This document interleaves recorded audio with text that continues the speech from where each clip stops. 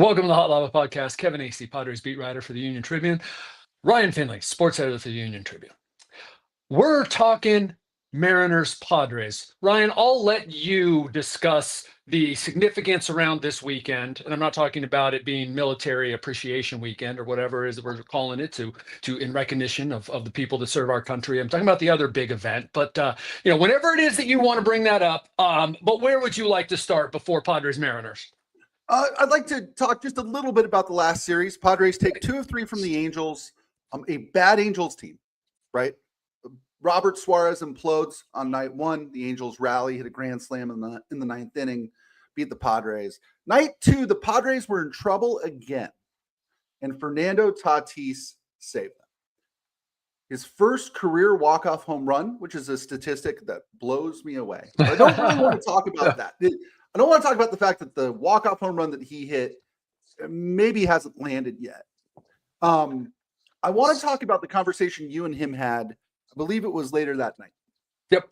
Tatis, in game 1, had hit a home run, and the energy wasn't there. He admitted as much. And it was a big homer. Yeah. They showed him in the dugout after he hit that home run, like with his legs crossed, sitting alone quietly. He kind of admitted that he said he wasn't feeling it.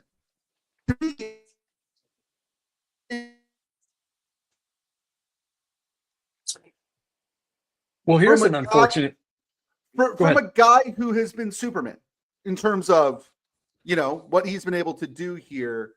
I don't hear Fernando Tatis talk about negative thoughts very often. I don't hear him talk about slumping very often. Talk about that conversation a little bit. Yeah, absolutely. And so full disclosure, like what I used was a little bit from before the game when I'd asked him about the night before. And then there was a group setting. And then he and I talked because I wanted to circle back on stuff that he'd just said and stuff he'd said before the game. And as well, the reason that I talked to him before the game was like about what he had done the night before or not done the night before, when it was a little bit moody, it seemed like. And unlike maybe some other observers who don't have to put their names on things and talk to these players all the time, I like to make sure that I know what's going on before I just assign some sort of emotion to someone. But the part of the reason I did that was also conversations that had been ongoing throughout the road trip. And I knew Tatis was tired. I knew that, it sort of hit him, and it's hit a lot of guys earlier than they expected or earlier than it generally does. They've had it's just been a sort of a hardcore start to this season. So like, I can't tell you if there's something else going on in Tatis's life. That was kind of one of his points, and other people's points is that, just like the rest of us, there's a lot happening in life, right? And maybe you didn't sleep well, or something's going on with your significant other, or maybe the kids kept you up. I don't know. But in terms of just baseball, Tatis has been getting or not getting, and it continued the other night, by the way, borderline calls, right? So that's wearing on him, as his timing is off. I wrote about that in Colorado. So he's not feeling great. And then he's feeling the umpires are taking the bat out of his hands, and he's not getting the results, despite the fact that before the home run, it was a 6-game hitting streak that he was on with like a 357 on base percentage, a 308 batting average. Like anyone would love to slump like that. But yes, like I thought that was really interesting. And here's why, Ryan. And I bet you that's why you did too. That in the past, when Fernando's not feeling it, like everyone talks about his energy, both for himself and for the team. When he's not feeling it, there's a tendency for him to slide off the mountain for a week or 2 weeks at a time. Bat like 100 over 12 games or something. And he hasn't done that now. So here he was feeling slumpy, feeling, as he calls it, draggy, still hitting 300. After that home run, it was like 3 bombs in 7 games. One of them a cheapo at Coors Field, which he also didn't do the stutter step, but that's because it was 20-0. But I'm with you. Like I find it fascinating. And then I also feel stupid saying it. He's 26 years old. Right. Of course he's growing up. He came into the major leagues at 19. In 21, when famously Machado got into him in the dugout in St. Louis. He Mhm. was 21. Make it 22. He was 22. 22. I don't know about you, but I would embarrass myself at 22, right? Mhm. So but I do find it fascinating the growing up, possibly grown up Fernando Tatis Jr. I do. Mhm. Yep. I mean, keep in mind, Fernando Tatis made his major league debut at the same age you and I were college freshmen, right? Well, Fernando I was a Tatis. junior, but yes, okay, Brian, sure. If you were a little behind, that's fine. Yeah, okay. Oh, how old was he when he made his debut? 19? This guy. Yes, But yes. he was getting balled out in the dugout by Manny Machado uh, at the age of a college junior or senior, right? Yeah, He's yeah, still a young person, and I need to remind myself of this too. Just because we've known about this guy's every movement for the last 7 years, more, that doesn't mean that he's a veteran in the game. He's still a young man yeah. playing the game, and he's allowed to have off days and bad days. I mean, here's the quote that I really jumped out at me. It's just up and down, he said. The game's not easy. Life is not easy. You have days like that. Just hold yourself to the best you have that day and just find a way. There's no right answers, but everybody's human over here. We don't feel our best, but we find a way. To me, Yeah. that's a winners find solutions quote, right? Very good. Yes. Right. That maybe the 19 or the 21-year-old Fernando Tatis would not have thought or said. And wouldn't have acted. That's the important thing, right? Right. Like wouldn't have acted. And by the way, I love how Tatis talks. Like, bravo to him in his second language, just reeling off stuff. I just love it. Mhm. But the way he says over here all the time, I love that. That's just the way it is over here. We Right. got some ballers over here. I love Right. it. Right. But I also want to give this kid credit. He's alluded in the past, but with not like with a bitterness or an anger like Mhm. some guys have. And I look, sometimes justifiably being under the microscope, it sucks, right? Mhm. He has talked about how everything in his life has played out in public Mhm. and without complaining one single bit. Now, obviously, he's Mhm. throwing it out there for us to understand that, hey, it's tough, but he's just so cool about it that everything has. Now, a lot of us would make that trade off. I feel compelled to say that all the time. 340 mil? Yeah. Okay. Hey, buddy, you know what? Hey, how about you Mhm. take some lumps in the press? How about you take Right. some lump on social media? That doesn't mean that it doesn't suck. You know, Right. like I used to talk to Eric Hosmer about this. 20 mil a year doesn't mean you don't have feelings, you Right. know? Like different, Yeah. hey, don't mean to bring Hosmer into the Tatis conversation. Hosmer bears some of the blame for his drop off in performance. But like, and not to say that Fernando wouldn't or anybody wouldn't, but I'm just saying, like, Tatis, Mhm. I think a superstar almost from the time he came in the league, right? I Mhm. mean, how long was it till he was the cover of EA Sports? How long was it till he was doing BMW and Adidas ads, right? Like, Right. he was, he was memeified like right away. Just Mhm. amazing things. And to have that play out and have him grow over these 7 years, by the way, didn't Mhm. play one of them Mhm. for, injury and suspension. Mhm. I agree. I think it was a good place to start. I think too, and you can speak to this because you've known him since the day he showed up. I think that he still remains kind of authentically himself too. He's matured a little, and obviously when you're a guy with that amount of money and stardom, you probably don't let a ton of people into your inner circle. But is Fernando Tatis today more or less the same human being that you saw when he first came up? In terms of that authentic, Yeah. yeah, I think so. I grade on a curve, right? It's Right. rare. A Philip Rivers, a Joe Musgrove is rare, where you're like, Mhm. is this guy actually a star? Like, because Right. he's like my neighbor. What? Right. That's just rare. But Mhm. yes, I always tell people I grade on a curve, and grading on a curve, Fernando Tatis Jr. is an A plus in terms of authentic because Right. it is diff, you. And when I say authentic, I mean forward facing for the rest Mhm. of us, right? Mhm. Um, Hey, look, maybe some of the most inauthentic guys I've ever covered, maybe when they're talking with their mom and their wife, I'm going to go ahead and assume for their happiness, they're as authentic as they come. Maybe, I don't Right. know. I'm talking Right. about forward facing to give the media as a conduit to the people and to give the people a, a real view of yourself. I give Fernando an A+ when grading on the curve.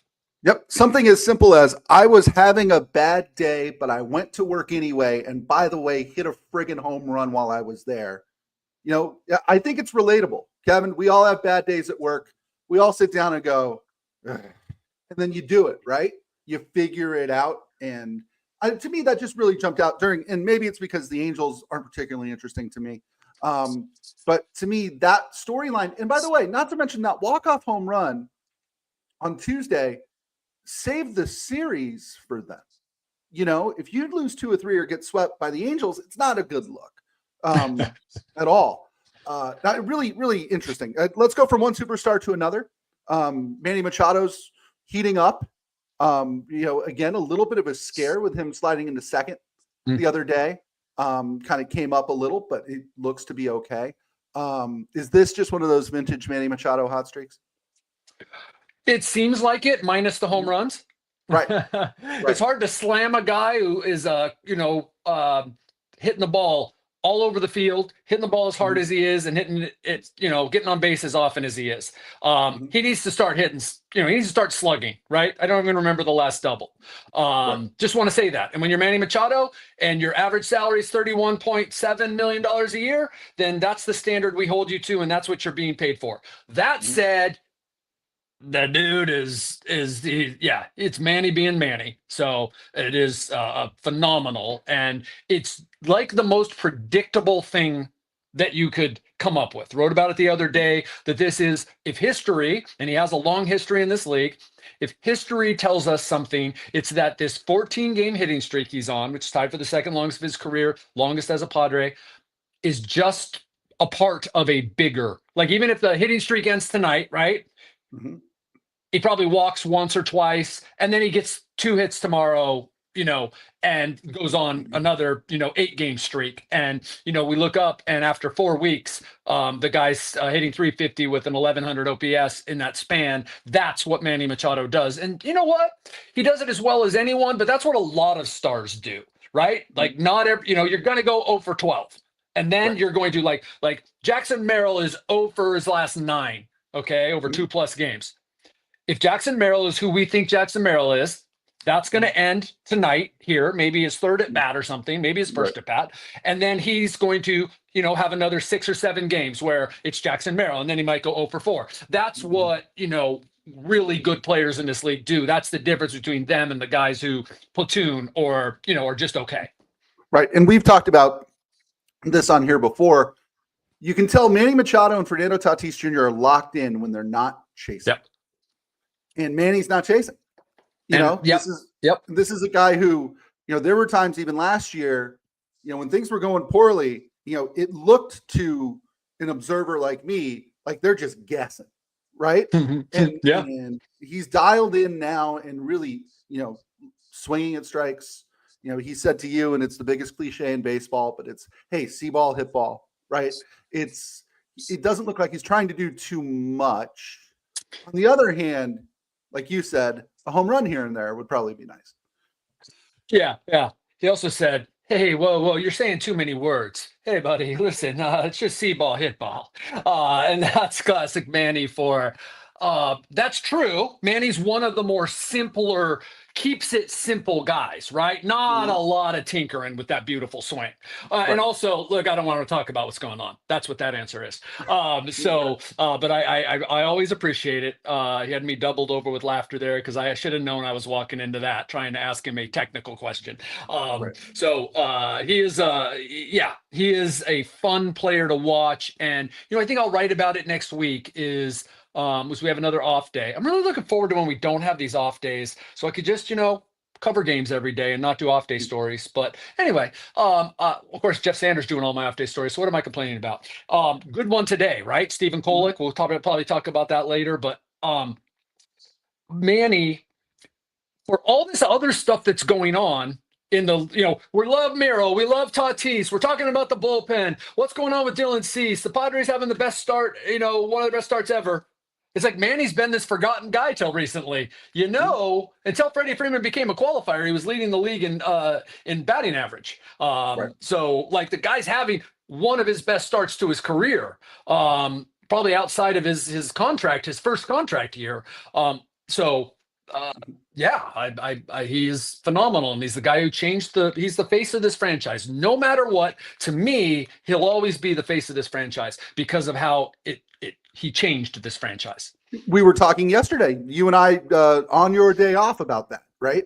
How him signing with the Padres was a seismic moment in the history of the Padres. And you'd probably list 10 or 11 moments in their 50-year history that would be one of those turning points. And that's him. And it is funny, as much as a $30 million a year athlete can, I think, sometimes get overlooked. Everybody here gets so thrilled with, last year it was Jackson Merrill, right?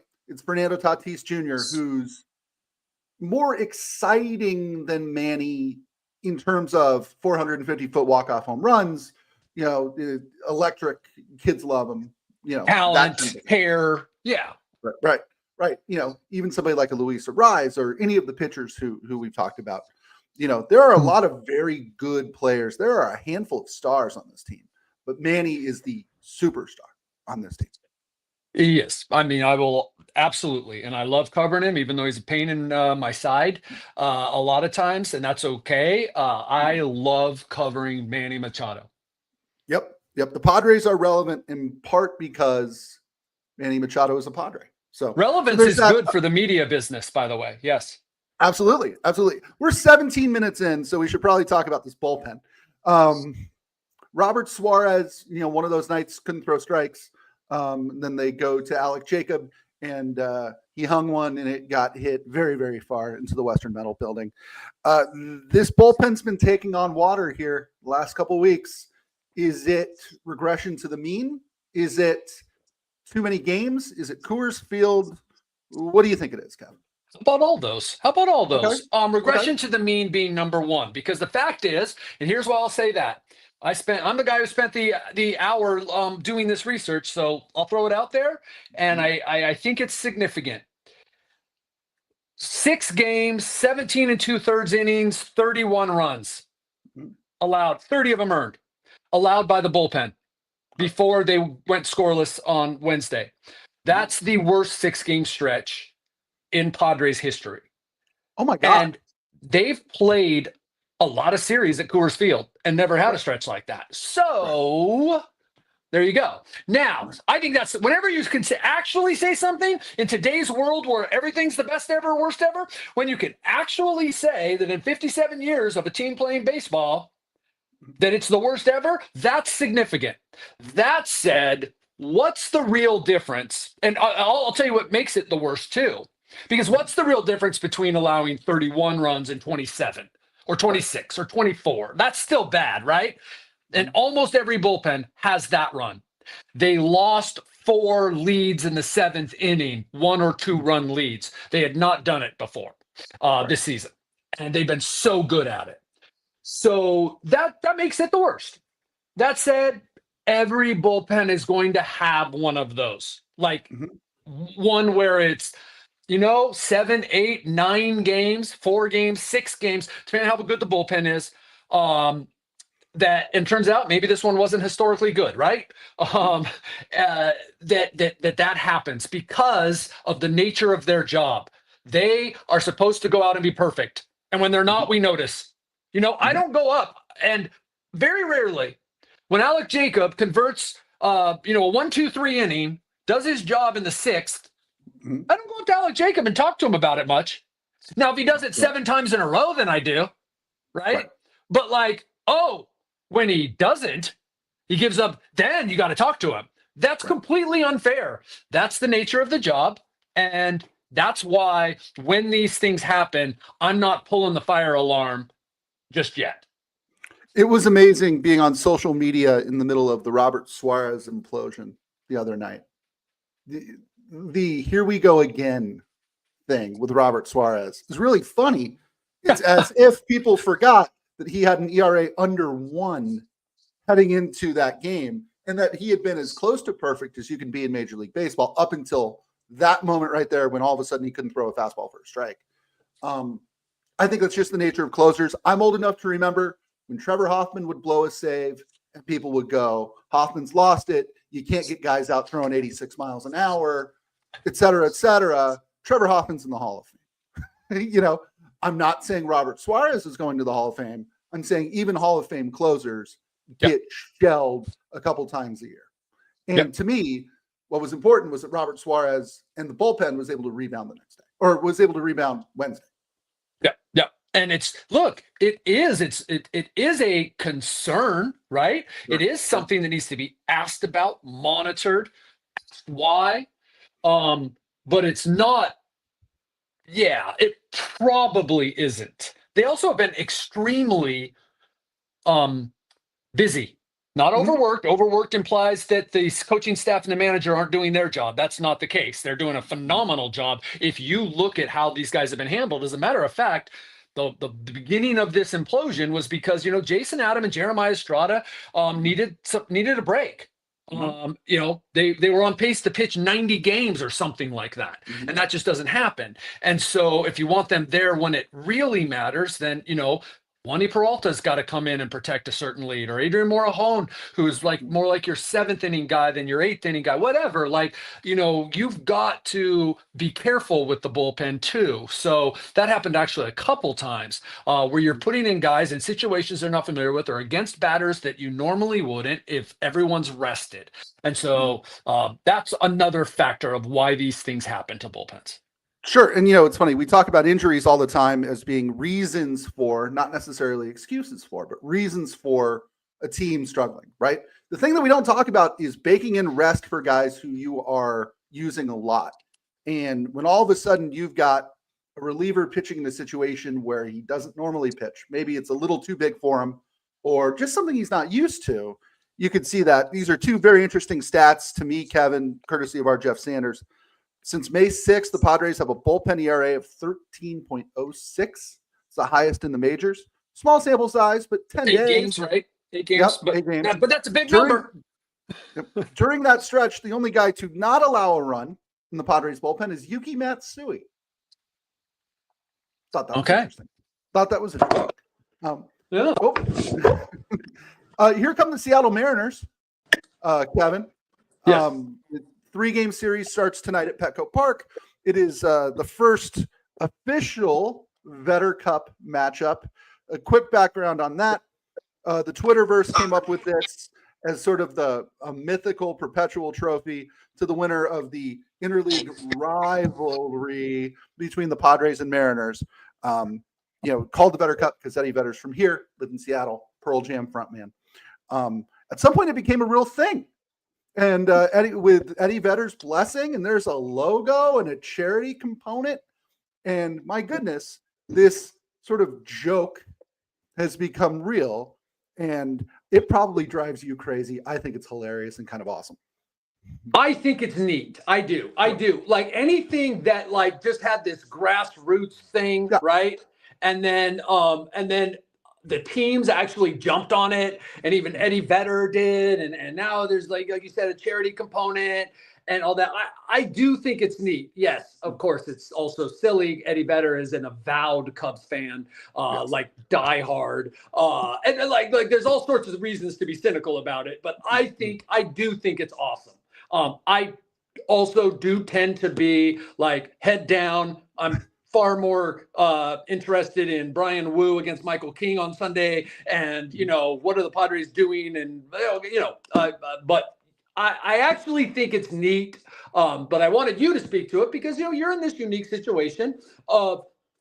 Until almost 3 years ago, you were not the sports editor or a part of the San Diego media. You were a lifelong San Diegan who was, you know, doing a sabbatical, doing your penance in Arizona. And, you know, so now you have threaded the needle, made the transition, but fan was your definition for a long time. And so that's what's most important in these things that I always have to remember. Yes. That was back when a 3-hour baseball game was fun for me and not necessarily a deadline related baseball. I think it's cool. You know what makes it cool? Both of these teams are good. That's what makes this series cool, more so than the perpetual trophy. You know, it seems like they're never good at the same time, Padres and Mariners. You know, Padres were up last year. The Mariners were almost, embarrassingly down. Until the end. Until the end. 2 years ago, when the Padres were slumping, one of the first signs to me that the Padres were in trouble was that the Mariners came in here and whooped them, right? That's, to me, a very interesting matchup. They're not rivals. Of course, they're not rivals. But I think it's a compelling weekend series between the Padres. If you look at the list, though, and here's the other reason of my cynicism, right, or that I battle against is, like, rivalry weekend. How many rivalries are there really, right? Like, the Cubs aren't playing the Cardinals this weekend. They're playing the White Sox. The Mets or the Dodgers, Dodgers aren't playing the Giants. They're playing the Angels. Now, look, those are important to some fans. I mean, in Chicago, they were arguing over who the Pope loved. I mean, that's great. But, like, yeah, this ain't no rivalry. But, like, who is the Padres' rival, really? To Padres fans, it's the Dodgers. Right. But Dodgers fans, it's the Giants. Yeah. That'll be a much bigger series, those two series in June, than this is. But, hey, let's go ahead and have some fun with this. Right. By the way, as a quick aside, I wouldn't mind seeing the Diamondbacks and Padres be sort of new rivals. It seems like they're fighting for the same wild card spot for like the third straight year. There have been some really fun games between the two teams. I don't think that there's hatred there necessarily. I think the Padres fans feel about the Diamondbacks probably the way Dodger fans feel about the Padres, which is like, this is cute, But the Diamondbacks have been to 2 World Series. So the Padres. Yeah, even if that's not so much the case anymore, I think it was so ingrained for a while that it, and especially since you could go over to Chase Field and take it over for a while. That's funny. I've done that a few times, Kevin. Yeah. You show up and you run into people you went to high school with in Phoenix. Yeah. It's weird. The Mariners, real quick. Randy Arozarena, OPS of 908. Kyle Raleigh, they just extended him, a very, very good American League catcher. Dylan Moore, Julio Rodriguez. Julio Rodriguez is only hitting 240 over his last 6 games.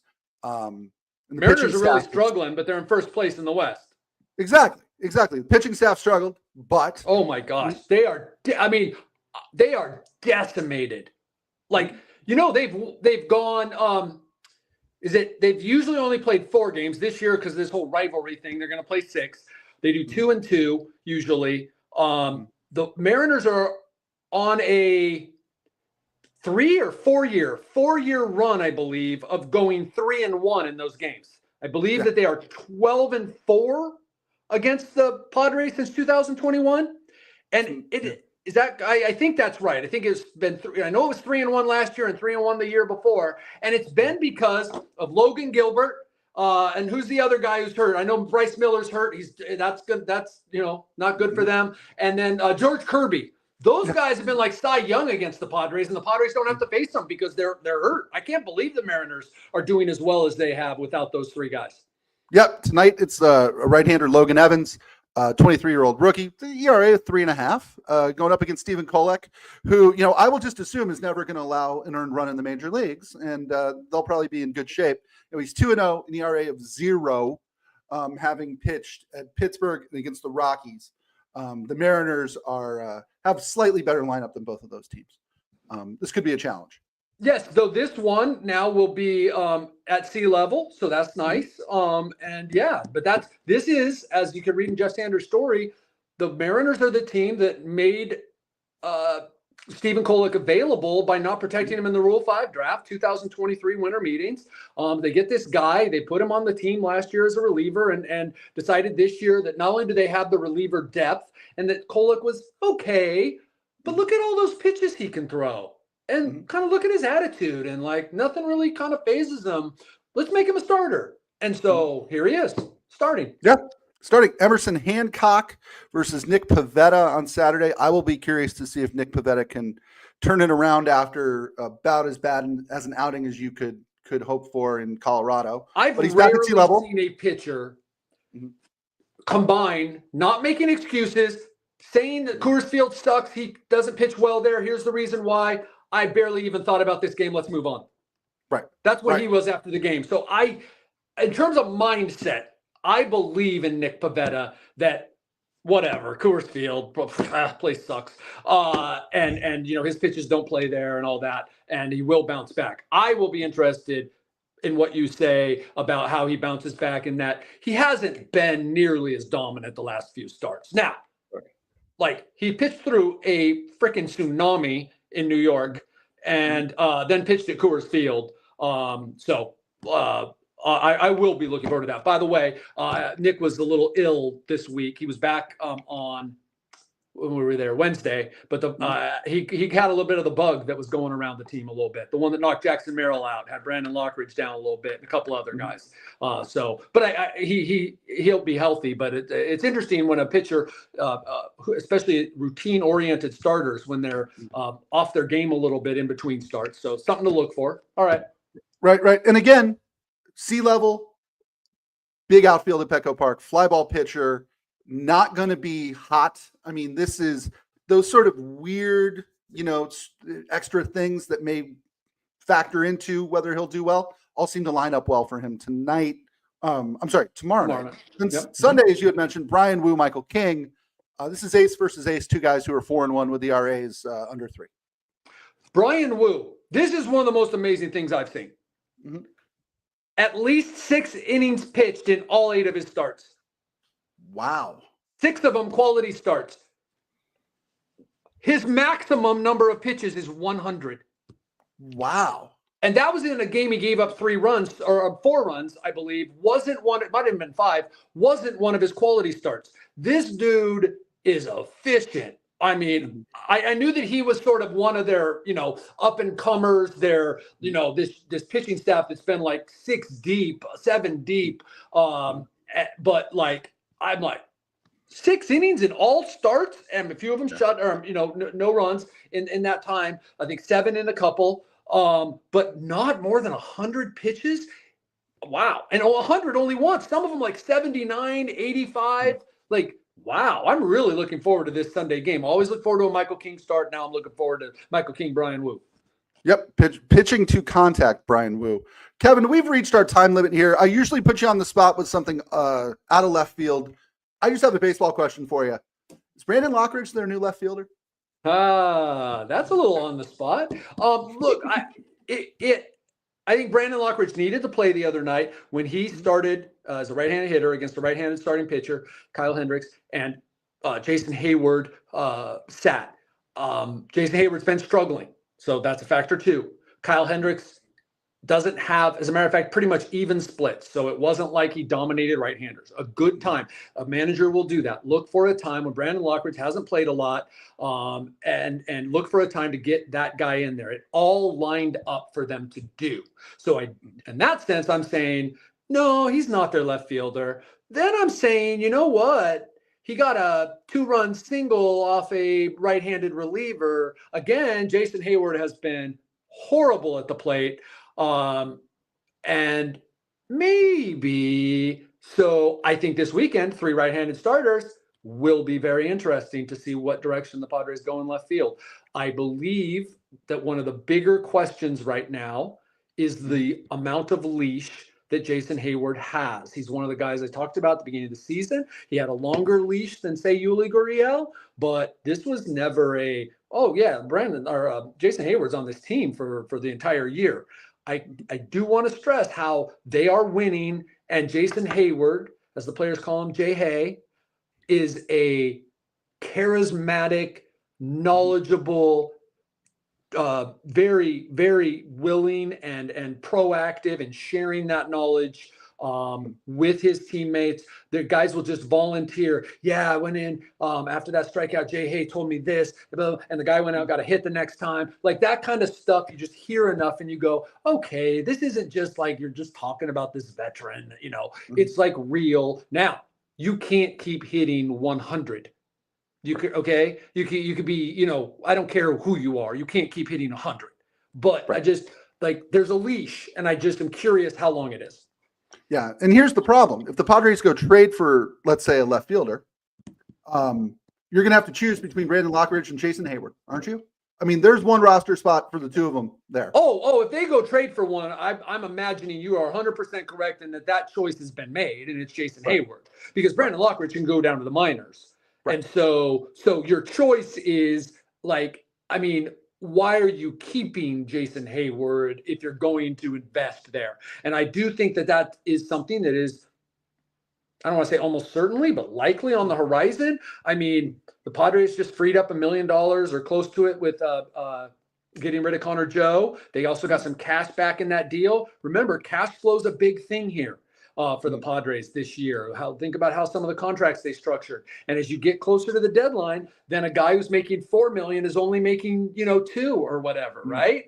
And so it's those kind of things that can help them get a reliever for the rest of the season, help them get a left fielder for the rest of the season. So yes, that will be, hey, maybe they can go get Jurickson Profar and he comes back from the suspension. I don't know. No. But yes, to me, it's one of the bigger let's watch things right now. And one of the reasons why we're focusing on this too is this is a lineup that has, I think, very few holes at this point. Gavin Sheets is overachieved, or has been a revelation. Let's say. There you go. Thank you. This is left field and maybe catcher. Those are the two areas, and of course the bullpen. But left field and catcher are the two positions that I would focus on if I were them. Yeah, I mean, look, you've got Sheets down hitting fifth or sixth, most likely sixth most nights, because they really would like to see Bogarts there, and then you've got Cronenworth either hitting sixth or seventh, depending on, I think it was eighth one time, but Cronenworth's getting on base at over a 400 clip. The catchers coming through enough. I mean, look, that we've been real upfront about that, not necessarily expecting a lot out of that. So I would agree with you. It's his least holy. That's really good grammar, but a good thought. You know what I mean? As a lineup, the Padres have had, as I can remember. I mean, going deep like that for sure. Yeah. Absolutely. And that's, it's interesting. Brandon Lockridge is hitting almost 300 with an OPS in the mid 700s over the last 7 days. If he keeps hitting like that, maybe he's the answer. Who knows? He provides you a lot. But there's always this, get rid of this guy. Well, yes, the Padres brass, the player personnel guys are paid to project. But they don't know what Brandon Lockridge is capable of playing every day. Right. He hasn't done it. Yeah. You always want to bring up, you wanted to bring up Tirso Ornelas. Like, I'm not saying he's done, but how'd that go? Right? Oscar Gonzalez, all the promise in the world. What did he do when he was here? So look, I'm all for bringing up Oscar Gonzalez and another shot, but that might not be your solution, is what I'm saying. Right. And Brandon Lockridge, again, with the speed in the defense, I think brings a lot to the table. Speed, the defense, and his understanding what he needs to do. He's going to be up in a lot of situations where he can bunt. He understands that, hey, I need to slap a single the other way. Brandon Lockridge brings a lot to the table. I'm huge on Brandon Lockridge in terms of covering him. I love the guy, and also what he brings as a winning piece on this team. But if you're the Padres, you got to look and go, can he give us 5 games a week? What's he going to be like then? So that's it. That's one of the things we're watching.